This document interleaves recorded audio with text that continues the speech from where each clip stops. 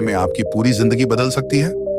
नहीं, मैं कोई सपना नहीं दिखा रहा और ना ही कोई जादू की बात कर रहा हूं। मैं उस सच की बात कर रहा हूं जिसे अगर आपने एक बार समझ लिया तो आपकी सोच, आपका नजरिया, आपके फैसले सब कुछ बदल जाएगा। लेकिन इस सच को सुनने की हिम्मत हर किसी में नहीं होती, क्योंकि यह सच जितना सरल लगता है उतना ही गहरा और चुभने वाला है। और इसे समझने के लिए आपको इस कहानी के अंत तक रुकना होगा, क्योंकि अगर आप बीच में छोड़ देंगे तो आप वही इंसान रहेंगे जो अभी हैं। और अगर अंत तक सुना तो शायद आप खुद को पहचान भी ना पाए। कहते हैं हजारों साल पहले एक आदमी था जिसने अपने महल, अपना परिवार, अपना राजपाट छोड़ दिया, सिर्फ एक सवाल का जवाब खोजने के लिए, क्यों हम दुखी हैं और कैसे दुख खत्म हो सकता है। वह आदमी बुद्ध कहलाया और उसकी एक कहानी ऐसी है जो आज भी उतनी ही ताकतवर है जितनी तब थी। लेकिन इस कहानी का सबसे खास हिस्सा यह है कि यह आपके साथ अगले 24 घंटे में क्या करेगी, वो आप अभी सोच भी नहीं सकते। हो सकता है आप इसे सुनकर हंसे, हो सकता है आप रो पड़े, हो सकता है आप चुपचाप सोच में डूब जाए। लेकिन एक चीज पक्की है, आप बदल जाएंगे। इस वीडियो में मैं आपको वही कहानी सुनाने वाला हूँ। लेकिन ध्यान रहे, यह कहानी आपको मजबूर करेगी कि आप अपने डर, अपने गुस्से, अपनी आदतों सबका सामना करें। और अगर आपने हिम्मत दिखाई तो आप देखेंगे कि जिंदगी की सबसे बड़ी लड़ाई बाहर की नहीं, अंदर की होती है। और जो इस अंदर की लड़ाई जीत लेता है उसे बाहर कोई नहीं हरा सकता। तो तैयार हो जाइए, अपनी आंखें, अपने कान और अपना दिल खोल लीजिए, क्योंकि अगले कुछ मिनट सिर्फ आपके नहीं हैं, यह आपके भविष्य के हैं। और अगर आपको इस सफर में थोड़ी भी रोशनी मिले तो याद रखिए, यह रोशनी अकेले रखने के लिए नहीं है, इसे बांटना है, जैसे मैं अभी आपके साथ बांट रहा हूं। और अगर आपको लगता है कि यह कहानी किसी और की जिंदगी भी बदल सकती है तो इसे लाइक करें, शेयर करें, नीचे कमेंट में अपनी सोच लिखें, चैनल को सब्सक्राइब करें, क्योंकि यहां सिर्फ कहानियां नहीं, यहां जिंदगी बदलने वाली सच्चाइयां मिलती हैं।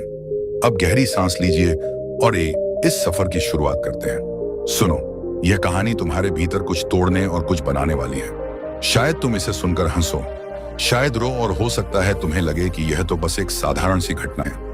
लेकिन अगर तुम इसे दिल से सुनो तो यह अगले 24 घंटे में तुम्हारी सोच, तुम्हारा नजरिया, यहां तक कि तुम्हारी सांस लेने का तरीका भी बदल सकती है। बहुत साल पहले मगध के एक छोटे से गांव में, जहां खेतों की मिट्टी में अभी भी रात की ठंडी नमी थी और हवा में चिड़ियों की पहली आवाज तैर रही थी, वहां एक नौजवान अपने मन के तूफान में उलझा हुआ पगड़ी पर चल रहा था। उसका नाम देव था। देव के पास सब कुछ था जो एक सामान्य इंसान चाहता है, खेत, धन, घर, लोग जो उसका आदर करते थे। लेकिन फिर भी उसके भीतर एक खालीपन था, जैसे कोई अंधेरा कोना जहां से एक अनगाह दुख हर वक्त रिश्ता रहता था। उसने बहुत कुछ आजमाया, त्योहारों में नाचा, शराब पी, दोस्तों के साथ हंसा, यहां तक कि दूर के शहर में जाकर व्यापार किया। लेकिन हर बार कुछ दिनों के बाद वही खालीपन लौट आता। एक सुबह वह नदी के किनारे खड़ा सोच रहा था कि आखिर उसकी जिंदगी में ऐसा क्या है जो उसे चैन नहीं लेने देता।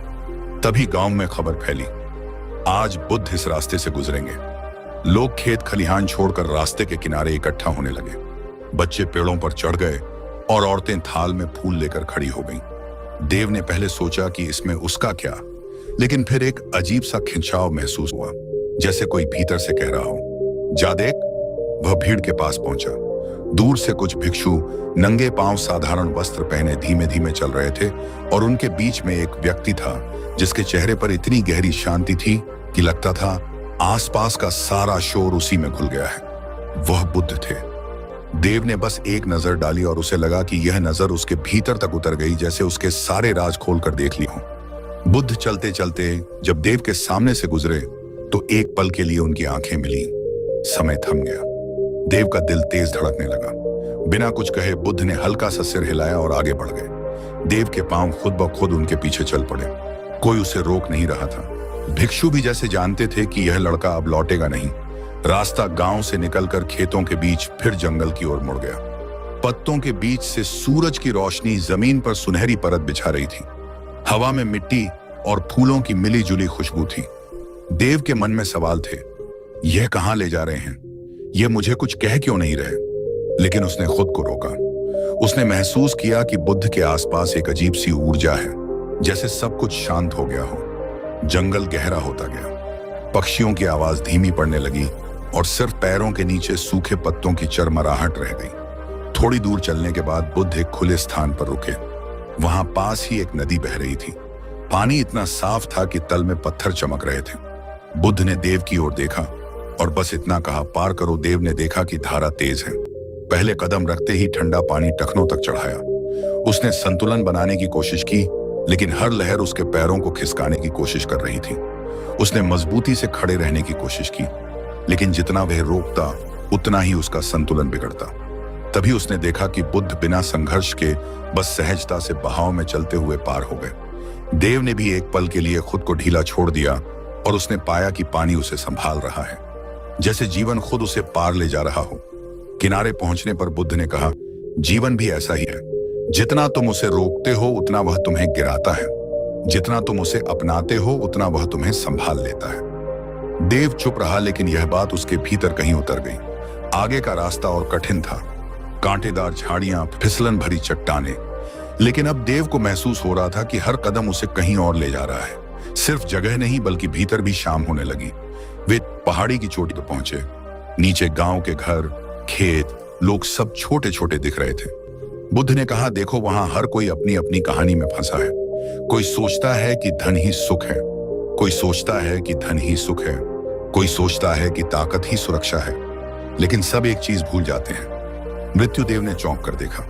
बुद्ध आगे बोले, मृत्यु तुम्हें याद दिलाती है कि तुम्हारे पास जो है वह स्थायी नहीं है, और जो स्थायी है उसे तुमने कभी खोजा ही नहीं। रात होने लगी, तारे आसमान में खिल गए। बुद्ध ने आग जलाई और कहा, आज रात सोना मत, बस देखना, सुनना, और जो भीतर उठे उसे देखना। देव ने पूछा, अगर मैं थक गया? तो बुद्ध मुस्कुराए, थकान भी देखना। और फिर रात का असली सफर शुरू हुआ। रात गहरी हो चुकी थी। जंगल में सिर्फ झींगुरों की आवाज और कहीं कहीं दूर से आती उल्लू की हूंट सुनाई दे रही थी। आग की धीमी लौ देव के चेहरे पर चमक रही थी और उसकी आंखों में बेचैनी की लकीरें नाच रही थीं। उसने सोचा कि बुद्ध अब कोई गहरी शिक्षा देंगे, कोई मंत्र, कोई ध्यान, विधि। लेकिन बुद्ध बस शांत बैठे थे। उनकी आंखें बंद थीं, सांसें इतनी स्थिर कि लगता था वे सांस भी नहीं ले रहे। देव ने इधर उधर देखा। अंधेरा इतना गहरा था कि लगता था हवा भी काली हो गई है। वह सोचने लगा कि यहां मैं अकेला होता तो डर से कांप जाता, लेकिन बुद्ध की मौजूदगी में एक अजीब सा भरोसा था, जैसे कुछ भी बुरा नहीं हो सकता। फिर भी मन बेचैन था। सवाल उमड़ रहे थे, ये क्यों चुप हैं? मैं यहां क्यों हूं? 24 घंटे में क्या बदल जाएगा? अचानक बुद्ध ने आंखें खोली और बिना उसकी ओर देखे कहा, सुनो। देव ने कान लगाए। उसने सोचा कि कोई आवाज होगी, लेकिन सिवाय हवा की हल्की सरसराहट के कुछ नहीं। बुद्ध ने कहा, यही सुनना है जब तुम शोर में नहीं मौन में सुनते हो। देव को समझ नहीं आया कि मौन में सुनना कैसे होता है, लेकिन उसने महसूस किया कि इस अंधेरे में, इस सन्नाटे में उसके भीतर कुछ चल रहा है, जैसे कोई पुरानी परतें उतर रही हो। समय धीरे धीरे रेंगता गया। आग की लकड़ियां चटकती और बुझती रहीं और देव को लगा कि नींद उसे खींच रही है। उसने आंखें बंद करने की कोशिश की। तभी बुद्ध ने कहा, मत सो। देव ने कहा, लेकिन मैं बहुत थक गया हूं। बुद्ध ने धीमे स्वर में कहा, थकान को देखो, उससे भागो मत। देव ने पहली बार अपने भीतर थकान को महसूस किया, जैसे कोई भारी बोझ उसकी मांसपेशियों पर बैठा हो। लेकिन उसी के साथ उसने महसूस किया कि यह थकान स्थायी नहीं, जैसे लहर आकर लौट जाती है। आधी रात बीत चुकी थी। चांद बादलों के पीछे छिप गया और अंधेरा और गहरा हो गया। तभी बुद्ध ने कहा, आंखें बंद करो और देखो। देव ने सोचा अंधेरे में देखना, लेकिन उसने वैसा ही किया। शुरुआत में बस काला रंग दिखा, लेकिन कुछ देर बाद उसे लगा कि भीतर कई तस्वीरें हैं। बचपन की मां के हाथ से खिलाए खाने की, पिता की डांट की, दोस्तों के साथ हंसी की। लेकिन फिर वो तस्वीरें बदलने लगी। एक एक करके दर्द भरे पल सामने आने लगे। वो दिन जब उसने किसी अपने को खोया था, वो रात जब उसने खुद से नफरत की थी, वो समय जब उसने झूठ बोला था, धोखा दिया था। और उन पलों के साथ जो भावनाएं थीं, वो जैसे ताजा हो उठी। देव का गला भर आया, आंखों से आंसू बहने लगे। उसने सोचा बुद्ध शायद कुछ कहेंगे, लेकिन वे बस बैठे थे, जैसे जानते हो कि यह जरूरी है। देव ने महसूस किया कि यह दर्द, यह यादें, यह पछतावे सब उसके भीतर जगह घेरे हुए हैं, और जब तक ये भरे रहेंगे कुछ नया उसमें नहीं आ सकता। तभी उसे दिन में कहीं बुद्ध की बात याद आई, तुम्हारे भीतर अभी जगह नहीं है, और अचानक उसे लगा कि यह जगह बनाने की शुरुआत है। घंटों तक वह बैठा रहा, अपने भीतर की परतों को देखते हुए, कभी हंसते हुए, कभी रोते हुए, कभी बस खालीपन में डूबते हुए। भोर से पहले बुद्ध ने कहा, अब आंखें खोलो। सामने आसमान हल्का नीला हो रहा था, पक्षियों की पहली आवाज गूंज रही थी और देव ने महसूस किया कि रात भर कुछ बदला है। वह बता नहीं सकता क्या, लेकिन जैसे भीतर की कोई गांठ ढीली हो गई हो। बुद्ध ने कहा, रात ने तुम्हें पहला उपहार दिया है, अब दिन तुम्हें दूसरा देगा। और वे उठ खड़े हुए। दिन की यात्रा शुरू होने वाली थी, लेकिन देव के मन में यह सवाल था कि क्या यह दूसरा उपहार सच में अगले 24 घंटे में उसकी पूरी जिंदगी बदल देगा। और यही सवाल उसे उनके पीछे चलने के लिए मजबूर कर रहा था। सुबह की हवा में हल्की ठंडक थी, पेड़ों की पत्तियों पर ओस की बूंदें सूरज की किरणों से चमक रही थी, जैसे किसी ने छोटे छोटे मोती बिखेर दिए हों। देव के चेहरे पर रात भर की जाग के कारण थकान थी, लेकिन भीतर कहीं एक हल्कापन भी था, मानो उसने कोई पुराना बोझ उतार दिया हो। बुद्ध ने कुछ नहीं कहा, बस नदी की ओर चल पड़े। देव उनके पीछे रास्ते में पक्षियों की चहचहाट, दूर से आती गांवों की घंटियों की टनटन और बीच बीच में हवा का तेज झोंका। देव के मन में सवाल था कि यह दूसरा उपहार क्या होगा, लेकिन उसने अब सवाल करने की आदत पर काबू पाना शुरू कर दिया था। नदी के किनारे पहुंचकर बुद्ध ने कहा, बैठो। देव बैठ गया। पानी की लहरें किनारे से टकराकर मीठी सी आवाज कर रही थी। बुद्ध ने कहा, देखो। देव ने पानी में झांका। पहले उसने अपना चेहरा देखा, लेकिन लहरों के कारण चेहरा हिल रहा था, विकृत हो रहा था। बुद्ध ने कहा, यह तुम्हारा मन है अशांत हिलता हुआ। तुम खुद को सही तरह से देख ही नहीं सकते जब तक यह शांत ना हो। देव ने चुपचाप पानी को देखना शुरू किया।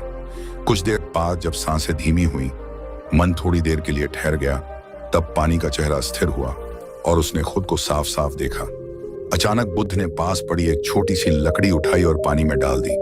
लहरें फिर से उड़ गईं, चेहरा टूट फूट गया। बुद्ध ने कहा, जीवन में हर घटना, हर शब्द, हर विचार एक लकड़ी की तरह है जो तुम्हारे मन के पानी में गिरती है और तुम फिर से खुद को खो देते हो।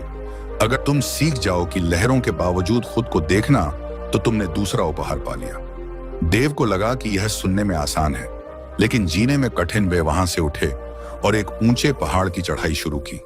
सूरज ऊपर आ चुका था, पसीना माथे से बह रहा था। देव के पैर भारी हो रहे थे, लेकिन बुद्ध का चाल स्थिर थी, ना तेज ना धीमी, बस एक लय में। देव ने महसूस किया अगर वह बुद्ध की चाल की नकल करता है तो थकान कम लगती है। आधे रास्ते में एक छोटा सा झरना मिला। बुद्ध ने रुककर पानी पिया और कहा, याद रखो, जो तुम्हें थकाता है वो मंजिल नहीं, तुम्हारा तरीका है। यह बात देव के भीतर उतर गई। ऊपर पहुंचकर चारों ओर का दृश्य अद्भुत था। दूर दूर तक जंगल, नदी, खेत और आकाश इतना विशाल कि लगता था उसमें सब कुछ समा सकता है। बुद्ध ने कहा, यह आकाश तुम्हारे भीतर भी है, लेकिन तुमने उसे दीवारों में बांध दिया है। देव चुप रहा। उसके भीतर कई भाव उठ रहे थे। वे पहाड़ से उतरकर एक गांव में पहुंचे। वहां लोग बुद्ध को देखकर इकट्ठा हो गए। एक महिला अपने बीमार बेटे को लेकर आई और रोते हुए बोली, गुरुजी, इसे ठीक कर दीजिए। बुद्ध ने उसका माथा छुआ, कुछ पल मौन रहे और कहा, दवा दो, आराम दो और प्रेम दो। महिला ने कहा, बात शायद आग में आया कहा। बस इतना। बुद्ध मुस्कुराए, बस इतना ही, लेकिन प्रेम सच्चा होना चाहिए। देव को यह देखकर अजीब लगा। उसने सोचा बुद्ध के पास चमत्कार करने की शक्ति होगी, लेकिन उन्होंने साधारण उपाय बताया। चलते चलते बुद्ध ने देव से कहा, लोग चमत्कार की तलाश में हैं, लेकिन सच्चा चमत्कार साधारण में छिपा है। दिन ढलने लगा। सूरज लाल होकर क्षितिज में डूब रहा था। आकाश सुनहरा और नारंगी रंग में रंग गया था। बुद्ध ने कहा, आज का दूसरा उपहार तुम्हें यह सिखाना था कि बाहर जो देखो वह भीतर भी है, और जो भीतर है वही बाहर दिखता है। अगर तुम्हारा मन अशांत है तो दुनिया भी वैसी लगेगी। अगर तुम्हारा मन शांत है तो दुनिया भी तुम्हें शांत लगेगी। देव ने महसूस किया कि अब वह थोड़ा बदल चुका है, जैसे किसी ने भीतर का आईना साफ कर दिया हो, लेकिन उसे पता था कि यात्रा अभी बाकी है। रात होने पर वे एक पुराने बरगद के नीचे रुके। बुद्ध ने कहा, कल सुबह तीसरा उपहार तुम्हारे सामने होगा, लेकिन यह सबसे कठिन होगा, और अगर तुमने इसे पा लिया तो तुम्हारा 24 घंटे का सफर पूरा हो जाएगा। देव के भीतर उत्सुकता और डर दोनों बढ़ गए। उसने सोचा कि क्या सच में अगला दिन उसकी जिंदगी को हमेशा के लिए बदल देगा, और इसी सोच के साथ उसकी आंखें नींद में डूब गईं। सुबह की पहली किरण बरगद की पत्तियों से छनकर देव के चेहरे पर पड़ी। उसने आंखें खोली तो बुद्ध पहले से जागे बैठे थे। उनकी नजर क्षितिज पर थी, जैसे किसी अदृश्य घटना की प्रतीक्षा हो। देव ने धीरे से उठकर उनके पास बैठा। बुद्ध ने बिना उसकी ओर देखे कहा, आज तुम्हारा तीसरा उपहार है, लेकिन यह उपहार लेने के लिए तुम्हें देना होगा। देव ने पूछा, सर क्या देना होगा? बुद्ध ने कहा, जो तुम्हारे लिए सबसे मूल्यवान है। देव के मन में तुरंत कई बातें आईं। उसके पास कोई खास चीज नहीं थी, लेकिन उसकी महत्वाकांक्षाएं, सपने और अहंकार जरूर थे। क्या वही देना होगा? लेकिन बुद्ध ने और कुछ नहीं कहा। वे उठे और जंगल के गहरे हिस्से की ओर चल पड़े। रास्ता घना था, सूरज की रोशनी मुश्किल से जमीन तक पहुंच रही थी। पक्षियों की आवाज भी कम हो गई थी, जैसे जंगल खुद मौन हो गया हो। कुछ घंटे बाद वे एक खुले मैदान में पहुंचे। वहां एक बूढ़ा आदमी जमीन पर बैठा रो रहा था। उसके पास टूटा हुआ मटका पड़ा था और पानी पूरी तरह बह चुका था। बुद्ध ने पूछा, क्यों रो रहे हो? कूड़ा बोला, यह मेरा आखिरी मटका था। इससे मैं गांव वालों को पानी देता था। अब बिना मटके के मैं किसी को पानी नहीं दे सकता। बुद्ध ने देव की ओर देखा और कहा, इसे अपना मटका दे दो। देव चौंका, मेरे पास तो कोई मटका नहीं है। बुद्ध ने कहा, तुम्हारे पास समय है, शक्ति है और करने की इच्छा है। यह तुम्हारा मटका है। देव को समझ नहीं आया कि बुद्ध क्या कह रहे हैं, लेकिन उसने बूढ़े की मदद करने का निश्चय किया। वे दोनों पास के गांव गए। देव ने अपने हाथों से मिट्टी खोदी, पानी मिलाया और बूढ़े के साथ मिलकर नया मटका बनाया।